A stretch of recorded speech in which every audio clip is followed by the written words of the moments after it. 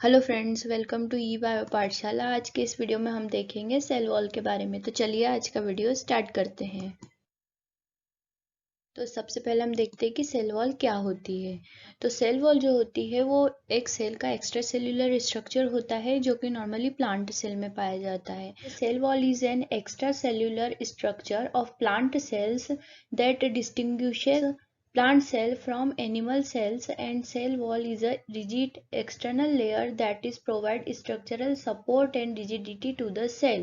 Cell wall एक ऐसा extra cellular structure होता है प्लांट सेल का जो कि प्लांट सेल को एनिमल सेल से डिफर करती है या अलग करती है। और सेल वॉल रिजिड होती है।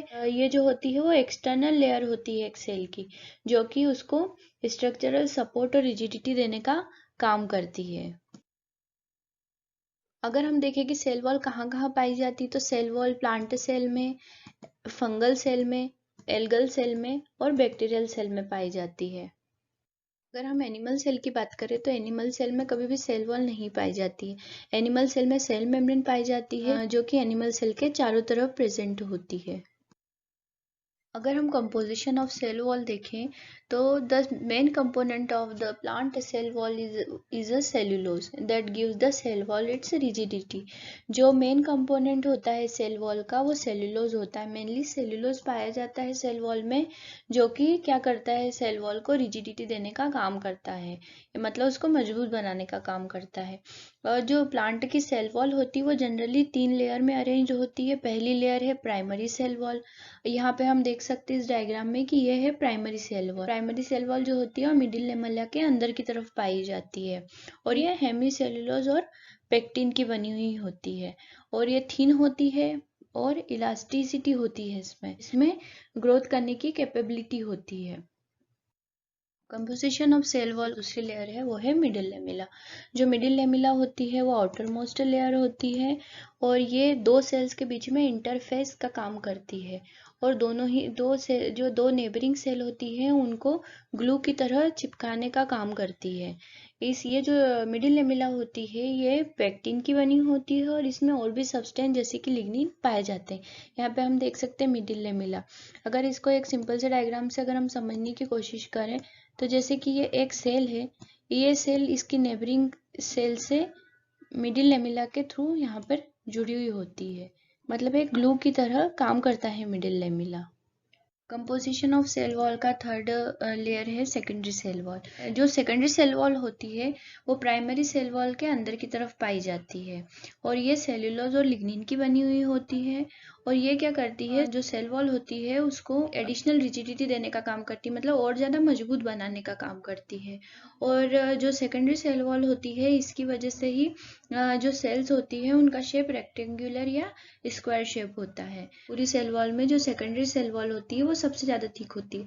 यहाँ पे आप देख सकते हैं कि ये जो 3 पार्ट है यहाँ दिखाए हैं, ये लाइट ग्रीन कलर से, वाइट कलर से और ये ब्लू कलर से, ये तीनों पार्ट मिल करके सेकेंडरी सेल वॉल को डेवलप कर रहे हैं। इसीलिए सबसे थिक लेयर होती है और ये परमेबल होती है कोई भी मॉलिक्यूल्स के लिए, मतलब किन मॉलिक्यूल्स को अंदर सेल के आने देना है, कि इनको बाहर जाने देना है, कि इनको नहीं आने देना है, ये सारा ध्यान भी ये सेल रखती है। मेनली ये सेलुलोज और लिग्निन की बनी होती है, बट इसमें सुबेरिन, क्यूटिन, वैक्स और सिलिका का डिपोजिशन भी पाया जाता है।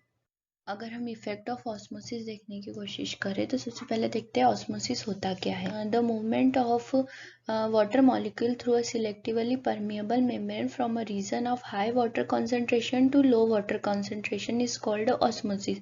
जब वाटर मॉलिक्यूल का जो मूवमेंट होता है एक सिलेक्टिवली परमिएबल मेम्ब्रेन के थ्रू अपने हायर कॉन्सेंट्रेशन से लोअर कॉन्सेंट्रेशन की ओर होता है, तो उस प्रोसेस को ऑस्मोसिस कहते हैं। अगर इसका एग्जांपल हम देखने की कोशिश करें तो यहाँ पर हम एक सिंपल सा एग्जांपल लेते हैं। जैसे कि माना कि ये एक सेल है, अगर इसको हम हाइपरटोनिक सॉल्यूशन में रखते हैं। हाइपरटोनिक सॉल्यूशन मतलब जिस सॉल्यूशन के अंदर वाटर की मात्रा कम है या वाटर मॉलिक्यूल कम है, और ये जो सेल है इसके अंदर वाटर मॉलिक्यूल ज़्यादा है, तो जो वाटर मॉलिक्यूल होते हैं वो क्या करते हैं, अपने हायर कॉन्सेंट्रेशन से लोअर कॉन्सेंट्रेशन की ओर मूव करना स्टार्ट कर देते हैं। मतलब सेल में से निकल करके वाटर मॉलिक्यूल वो उस पर्टिकुलर सॉल्यूशन में जाना स्टार्ट कर देते हैं, जिसकी वजह से जो सेल होती है वो क्या होती है, प्लाज्मोलाइज्ड हो जाती है। इसी तरीके से अगर हम सेल को हाइपोटोनिक सॉल्यूशन में रखें, हाइपोटोनिक मतलब एक ऐसा सॉल्यूशन जिसमें पानी की मात्रा ज़्यादा है, जबकि जो सेल है उसके अंदर पानी की मात्रा कम है। मतलब इस सेल के कंपैरिजन में बाहरी जो एटमॉस्फेयर है उसमें पानी की मात्रा ज़्यादा है। तो उस समय पे क्या होता है कि जो वाटर मॉलिक्यूल होते हैं वो अपने हायर कॉन्सेंट्रेशन मतलब कि बाहरी वातावरण से सेल के अंदर इंटर करना स्टार्ट कर देते हैं, मतलब अपने हायर कंसंट्रेशन से लोअर कंसंट्रेशन की ओर मूव करना स्टार्ट कर देते हैं, जिसकी वजह से जो सेल होती है वो टर्जिट हो जाती है या तो फूल जाती कह सकते हैं हम। तो ये हाइपोटोनिक सॉल्यूशन में होता है। तीसरा है आइसोटोनिक। आइसोटोनिक सॉल्यूशन में क्या होता है कि वाटर मॉलिक्यूल्स का इक्विलिब्रियम बना रहता है, मतलब जितने वाटर मॉलिक्यूल एक सेल के अंदर होते हैं उतने ही वाटर मॉलिक्यूल एटमॉस्फेयर में भी पाए जाते हैं। तो ये एक प्रॉपर्टी होती है जो सेल की जो टोनिसिटी कहलाती है। इसका एक और डायग्राम यहाँ पर मैंने दिया है, अगर आप इसे समझना चाहें तो इस डायग्राम से भी आप समझ सकते हैं। बिल्कुल सेम प्रोसेस यहाँ पर भी दिखाई गई है। अगर हम फंक्शन ऑफ सेल वॉल देखें तो सेल वॉल का पहला फंक्शन है the wall protect the plant cell, maintain its shape and prevent excessive uptake of water. मतलब जो प्लांट सेल वॉल होती है वो क्या करती है, प्लांट सेल के शेप को तो मेंटेन करती है, साथ ही साथ उसमें एक्स्ट्रा वाटर जाने को भी प्रिवेंट करती है, मतलब सेल के अंदर extra water excessive water enter ना करे, इसका भी ध्यान सेल वॉल रखती है। दूसरा पॉइंट है cell wall keep the interior component of the cell safe from the external environment. जो सेल वॉल होती है वो अंदर के जो भी कंपोनेंट है सेल के, उन सभी कंपोनेंट्स को एक्सटर्नल इन्वायरमेंट से सेफ रखती है। थर्ड पॉइंट है the plant cell wall provide definite shape, strength and rigidity. जो प्लांट सेल वॉल होती है वो सेल को क्या करती है, स्ट्रेंथ और रिजिडिटी देती है, साथ ही साथ उसके शेप के उसका जो सेल का जो शेप होता है उसको भी बना के रखती है। फोर्थ पॉइंट है cell wall help in preventing water loss from the cell wall.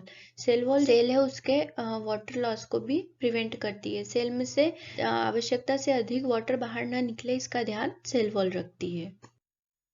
आज की वीडियो में सेल वॉल वाला टॉपिक हमने कंप्लीट कर लिया है। अगर आपको ये वीडियो पसंद आता है तो वीडियो को लाइक कीजिए, शेयर कीजिए और चैनल को सब्सक्राइब कीजिए और बेल आइकन को ऑन कीजिए ताकि आपको आगे आने वाले सारे वीडियोस की अपडेट मिलती रहे।